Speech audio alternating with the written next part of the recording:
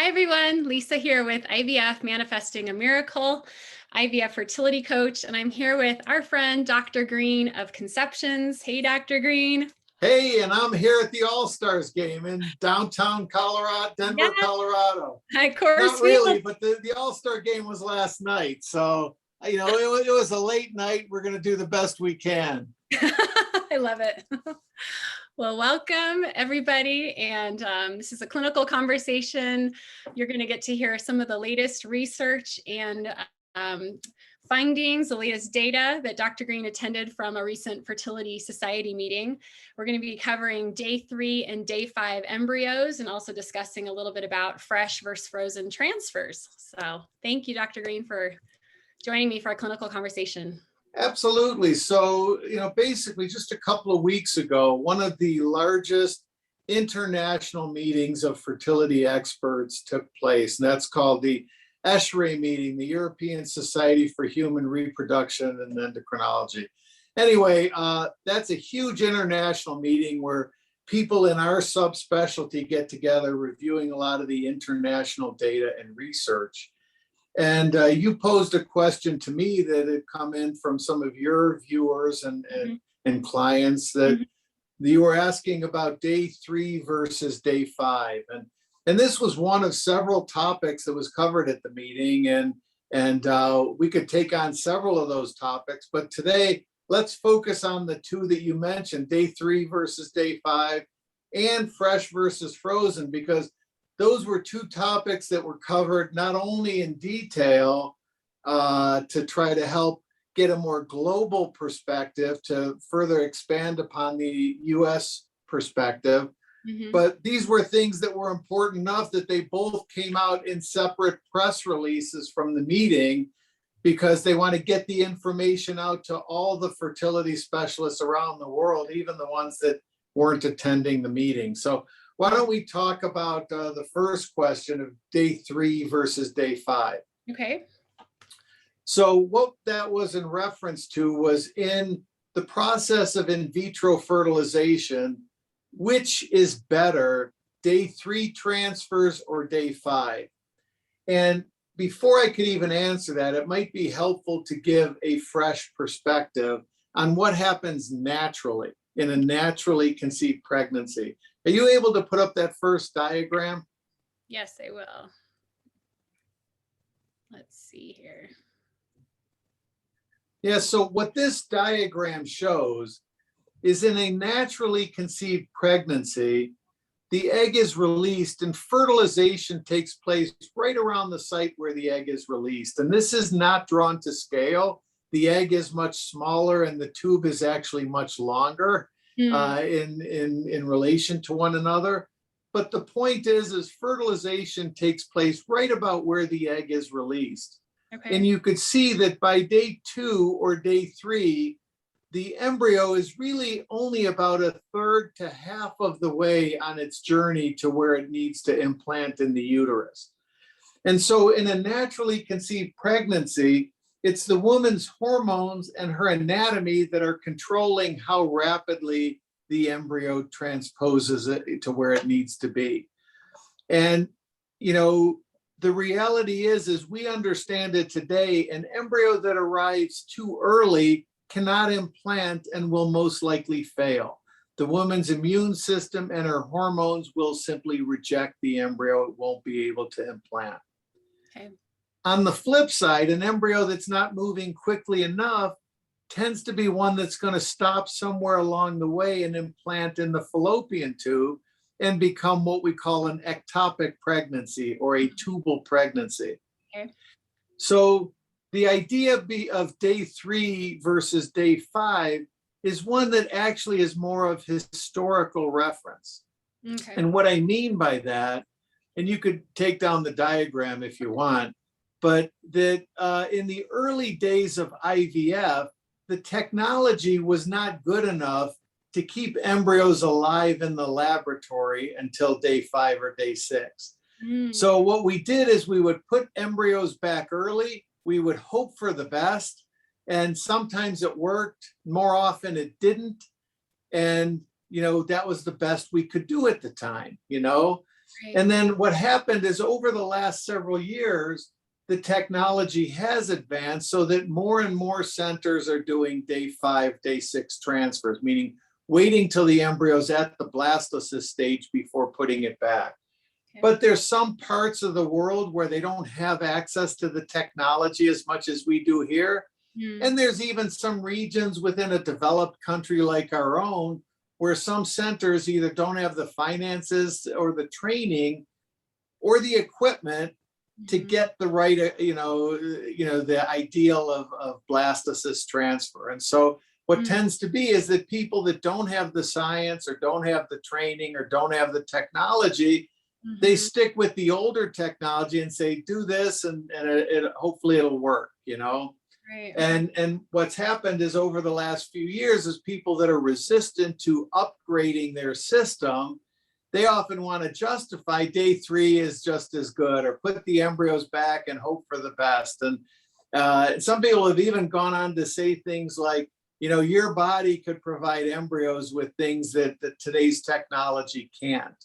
All of that has been resoundingly disproven, so much so that in this country, there's been a huge trend away from doing day 3 transfers. And today, it's estimated that 85 to 90% of transfers in the United States are day 5, day 6 blastocyst transfers. Okay. Can you go past 5, or is it?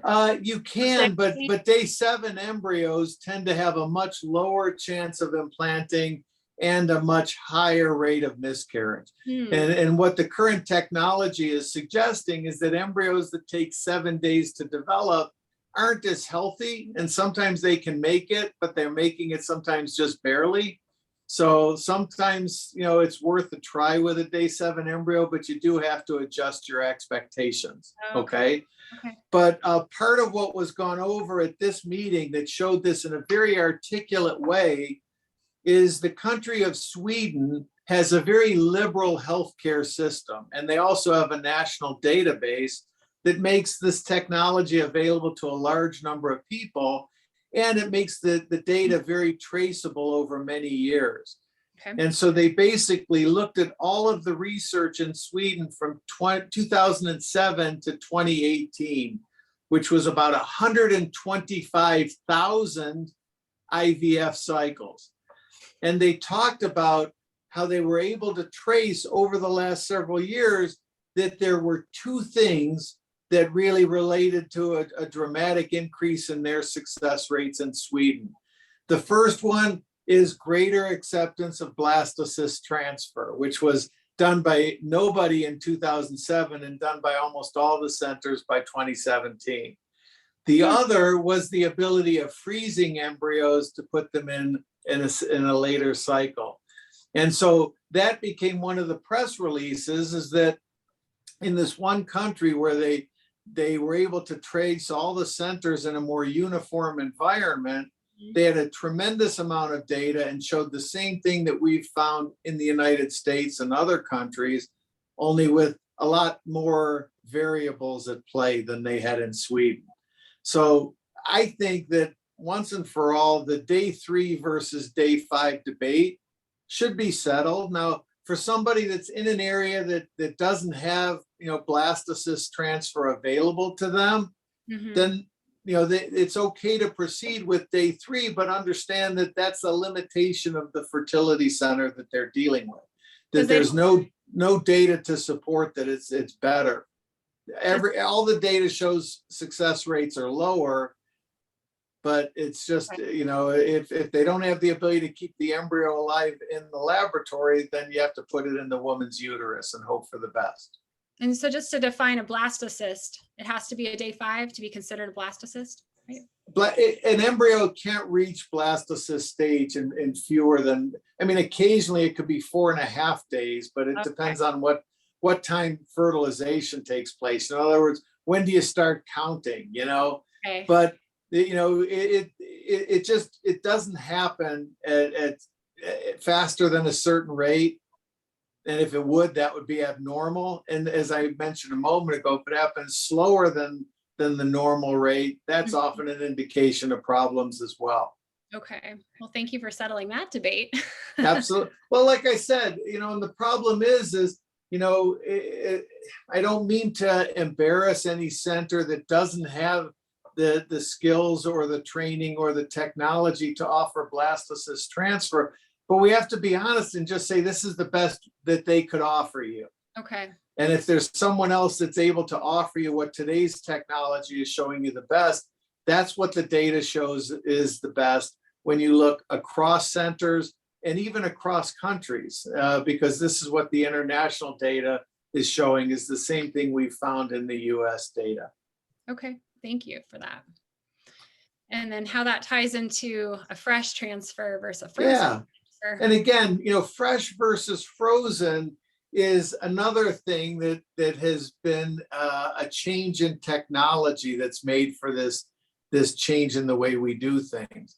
That originally the technology for freezing embryos was not perfect, and it's not perfect today, but with today's technology, something in the range of 99% of embryos can survive freezing and thawing. With the older technology, it would vary between 80 and 90%.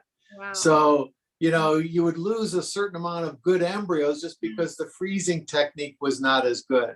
And there's a newer technique. I say newer because it was developed around 2007 or 2008, which is when that Swedish study started, called vitrification. Now, most centers in the United States today use this technique called vitrification.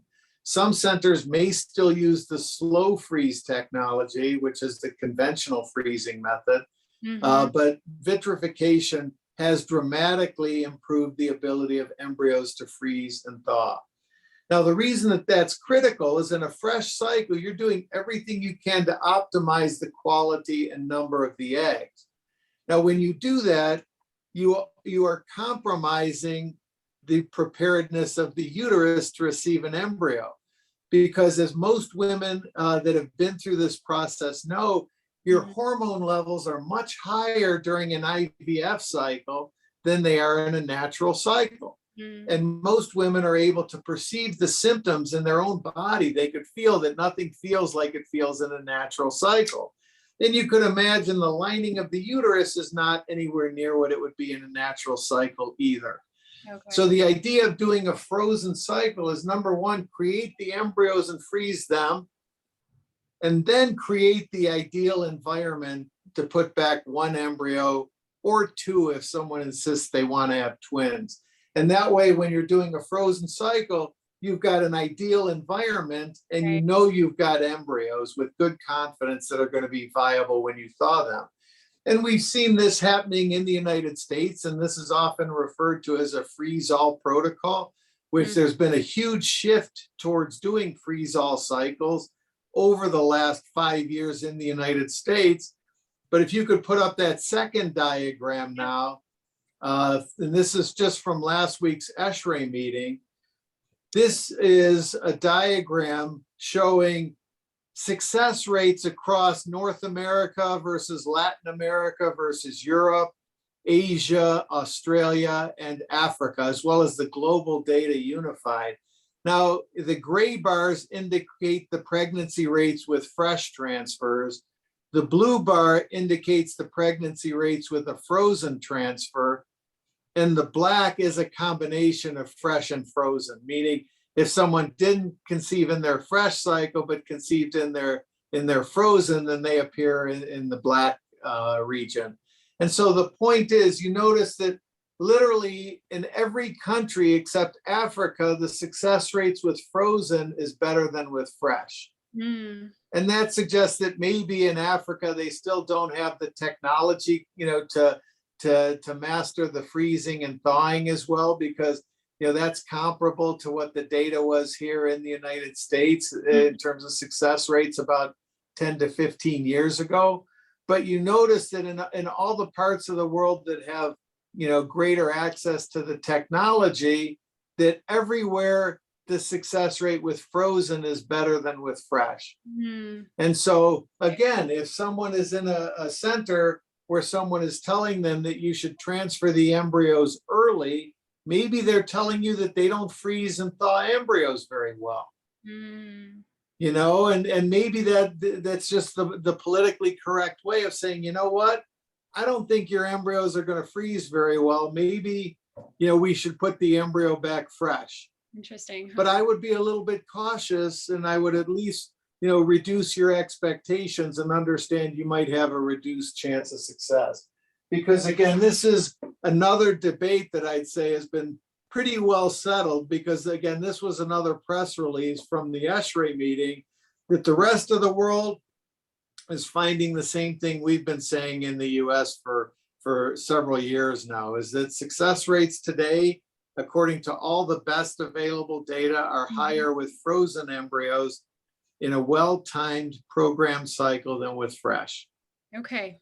Thank you. This has been really helpful, enlightening for a lot of people. And I think and very timely, because you just got those questions this week. Yes. I mean, and so just a follow up, are there any deciding factors for, as far as the question came in, that a woman is doing a planned frozen embryo transfer?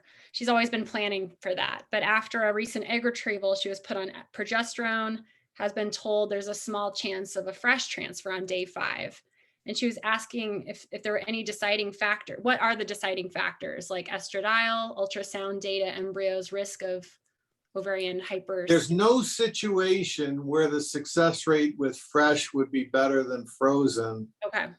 Unless that center is not good at freezing embryos. Okay, so that's really the only thing.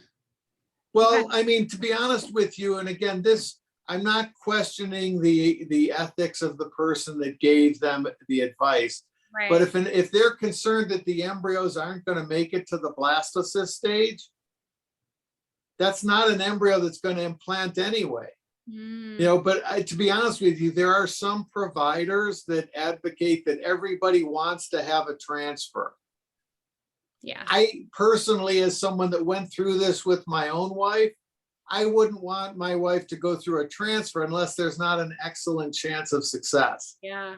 But some providers don't think of it that way. They think, quote, that everybody deserves a transfer. Well, if it's a transfer of an embryo that's not viable, I don't think that they should be charged for that. No. But that's my personal opinion, and I'm not the only I'm not the only one that feels that way. Right. But the point is if somebody would ever suggest that you should do a fresh transfer instead of a frozen, I would just simply say, can you give me any published data that shows that that's going to give me a better chance of success? Yeah. If the answer is no, then say, well, then why are you recommending this? If they say, well, I thought you wanted a transfer no matter what, then that's the right answer. If you want a transfer no matter what, but you should adjust your expectations. Well, everyone should look to you as you're the data guy. So be on top of, asking for that information for your doctors to provide. Well, and the reality is there is no perfect information, but if someone is recommending something that's different from what the standard of care is becoming, then you should say, well, how do you justify deviating from what everybody else is doing? Yeah. And if they've got a good answer, then go for it. Yeah. Well, thank you. This is very timely. I appreciate you always giving the latest research and data to support individuals in making informed decisions on their fertility path. So does that mean I can go back to the baseball game? Yes, I'm jealous. I want to get out. The game ended last night. It was a late night. I'm just still in the spirit of the moment, It was good to get out with a group of people in public. That's all. Yeah, no, I'm ready too. I'm ready to be out there and attend sporting events and concerts and bring it on. So I appreciate it. And then people can find you at your blog at enhancingfertility.com. I know you share a lot of these interviews, chats we do as well. And I have my YouTube channel, Lisa White, IVF Manifesting a Miracle, where we have, we're getting up there on our list of topics that we have. Yeah, but we'll always know when we did this one because the meeting was 2 weeks after last night's All-Star game. Exactly. Well, I love it. I love this fun background. You should keep it. And for anyone that wants some support on their fertility path through IVF, reach out to me at Lisa White, IVF manifestingamiracle.com. And I hang out a lot on Instagram, IVF Manifesting a Miracle. So thank you, Dr. Greene. As always, Lisa, thank you for all you do. Yeah, you're wonderful. Thanks, everybody. Bye-bye.